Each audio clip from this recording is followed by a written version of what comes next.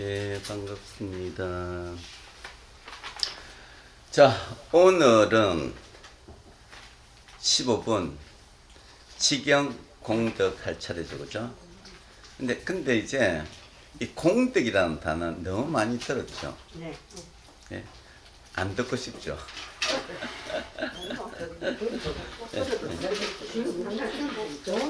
그래서 오늘은 이 경전에 나와 있지 않는 있지 않습니까? 제가 생각하는 이 공덕에 대해서 조금 이야기를 해볼까 합니다. 그런데 이 공덕을 제가 지금 이야기하는 이 공덕을 말하기 전에 먼저 이 직영 공덕의 본문 내용을 잠시 살펴보면 첫 기절이 그렇게 나와 있죠. 아침 나절에 황하의 모래서와 같은 그 몸에 보시를 하고 점심 나절에 황하의 모래수만큼의 그 몸을 보시하고 저녁 나절에 또 그렇게 보시를 하는데 이것을 하루만 하는 게 아니고 한량 없이 보시를 한다고 되어 있죠, 그죠? 예, 그렇게 보시를 하는 사람과 그리고 그 다음에 됩니까? 이 경전의 설함을 듣고 비방하거나 예?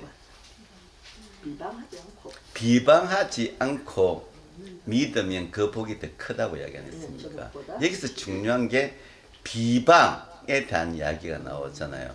사실은 제가 지금 이야기를 하는데 경전에 없는 이야기를 하니까 혹시 보살님들이 제가 말하는 이 공덕이 지금 여기서 말하는 비방이 아닐까 했지 않습니까?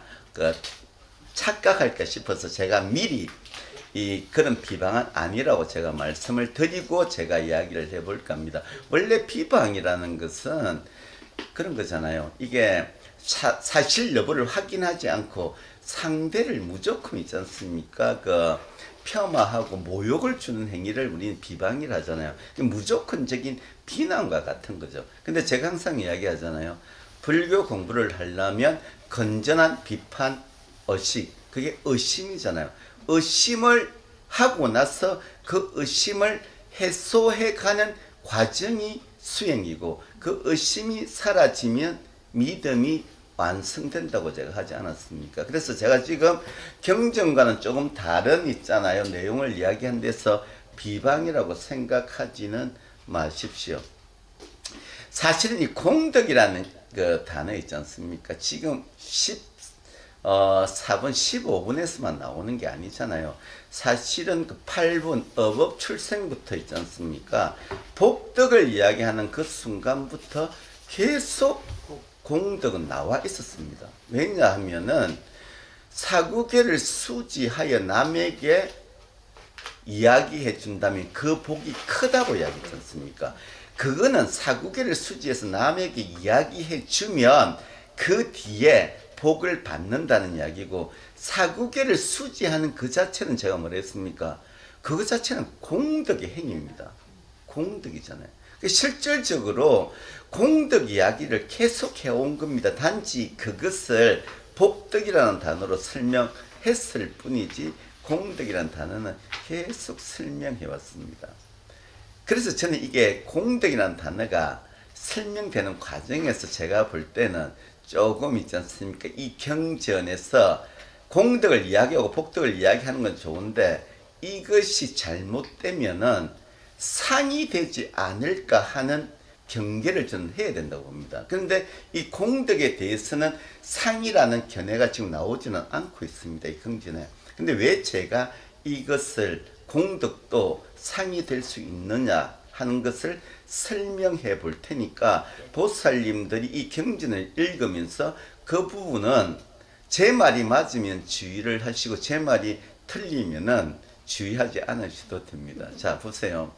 8분부터 복덕에 대한 이야기가 나오는데, 자, 어떻게 나옵니까? 삼천대천 세계에 가득한 칠보로 보시하는 사람과 사구계를 수지해서 남에게 이야기해 주는 사람이 있을 때 후자의 복덕이 더 크다고 하셨습니까? 자, 여기서 제가 느끼는 거는 그냥 공덕을 이야기하면 되는데 꼭 비교를 했잖아요. 삼천대천세계에 가득한 칠보와 사구계를 있지 않습니까? 수지하는 것을 두 개를 비교해서 사구계 그 있지 않습니까? 수지하는 게 더 크다고 이야기 안 했습니까? 근데 여기서 이 말은 있잖아요. 그냥 비교니까 저는 큰 상관이 없다고 봅니다. 그런데 또 뒤에 가면 어떻게 나옵니까? 이제는 삼천대천 세계에 그 가득한 칠보가 아니고 황하의 모래수만큼의 삼천대천 세계를 이야기하지 않습니까? 그리고 나서 그 세계와 다시 사구계를 수지해서 남에게 이야기해주는 그 복덕에 대해서 또 비교를 합니다. 맞죠? 또 이것도 비교입니다. 그런데 문제는 이 비교를 하는 과정에서 사구계를 수지하는 복덕이 더욱 크다는 것을 강조하기 위해서 복덕의 크기를 강조하기 위해서 앞에 비교되는 것을 어떻게 했습니까? 더 업그레이드 시켰죠. 황하의 모래수만큼의 삼천대천세계 이렇게 가잖아요. 근데 여기서도 봐봐요. 뭐냐면 비교론법을 썼고 비교는 어떤 부분 그러니까 비교에 대해서 여러분이 할 때 참 주의해야 될 게 뭐냐면 비교 자체가 사실은 분별심을 유발시킵니다. 분별심을 유발시킵니다. 네? 그리고 제가 이야기했잖아요. 모든 상의 기분이 뭡니까? 나의 이기적 욕망이잖아요. 그 이기적 욕망의 뿌리가 뭡니까? 나에게 좋은지 불리한지를 분별하는 겁니다. 이게 사실은 우리의 상이 분별해서 발생된다는 걸 아셔야 됩니다. 자, 근데 여기서 끝나는 게 또 뒤에 가면 이제는 있지 않습니까? 물질적 보시보다도 우리 목숨으로 보시하는 보시가 더 있지 않습니까? 한량 없고 경이로운 거니까 이제는 이제 그 비교를 한층 더 업그레이드 시킵니다. 이게 뭐냐면 황하의 모래수만큼의 목숨을 보시해도 사구계를 수지해서 이야기해 주는 것만 못하다고 이야기합니다. 그 자꾸 이게 뭐냐면 복덕의 크기를 강조하기 위해서 있지 않습니까? 비교 대상을 자꾸 이렇게 띄웁니다. 자꾸 크게 합니다. 예? 자, 그리고 이게 극대치로 나오는 게 어디냐면 지금 15분 치경공덕입니다. 아침 낮에 황하의 모래수만큼 목숨을 보시하고 점심 낮에도 보시하고 저녁 낮에도 목숨을 보시하는데 근데 이것을 하루만 하는 게 아니고 한량없는 세월 동안에 그 보시를 해도 이제는 사구기를 수지하란 말도 안 나옵니다. 이 경을 듣고 비방하지 않고 믿으면은 그 복으로도 있지 않습니까? 앞의 복보다 더 크다고 이야기합니다. 여기서 지금 이 제가 말한 네 가지 비교를 보게 되면 전체가 뭐냐면 비교를 하고 있다는 것 하나하고 그리고 복덕과 공덕의 크기를 있지 않습니까? 무한대로 자꾸 이렇게 올려간다는 겁니다. 이게 어떤 의미냐면 저는 이게 잘못되면 우리가 상으로 갈 수가 있다는 겁니다. 이걸 예를 들어서 제가 설명을 한번 해볼게요.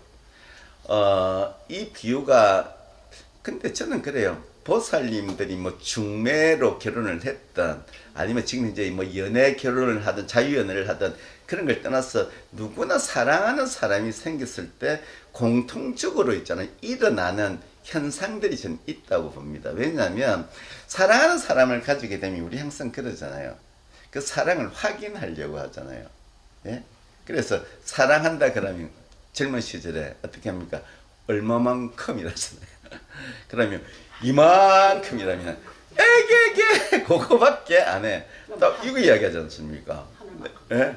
그럼 그 다음에 이 에게게 그거만큼 안 돼? 이러면은 하늘만큼 땅만큼 또 이야기하잖아요. 그러면 하늘만큼 땅만큼 그렇게 사랑한다면 그거 보여봐 이렇게 하잖아요.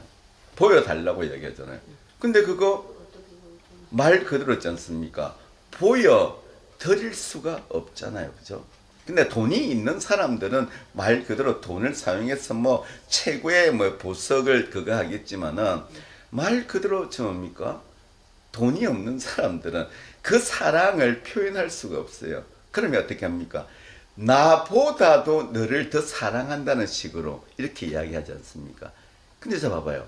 이 사랑이 처음에는 요만큼이었는데 그 다음 땅만큼 하늘만큼 계속해서 커지잖아요. 내보다도 네가 나의 사랑은 내가 나를 사랑하는 것보다 너를 사랑하는 게 더 크다는 식으로 사랑의 크기가 계속 올라갑니다.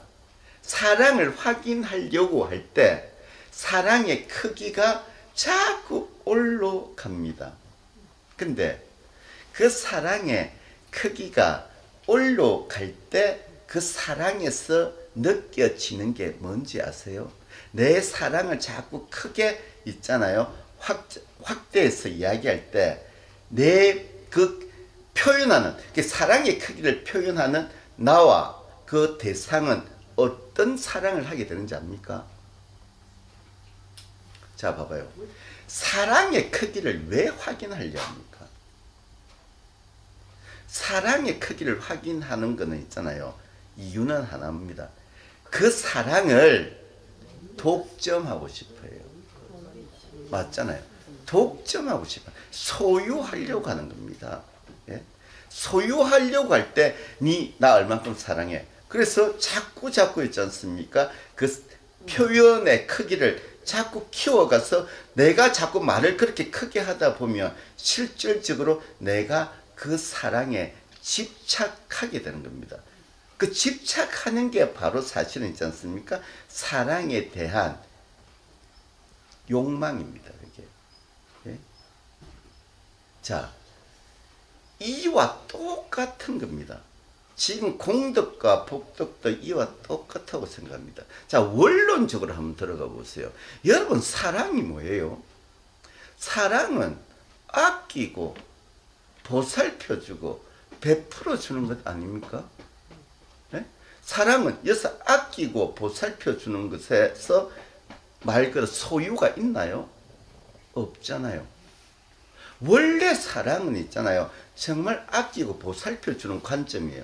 그런 개념으로 설명이 되는데 문제는 우리는 사랑을 하려면 어떻게 됩니까? 자꾸 있잖아요. 사랑을 키운다고 말은 하지만 그 키움이 어느 식으로 가냐면 소유로 갑니다. 집착으로 갑니다. 예? 자, 공덕도 똑같아요. 공덕의 그 핵심이 제가 뭐라 했습니까? 공덕의 핵심은 공이 견성이잖아요.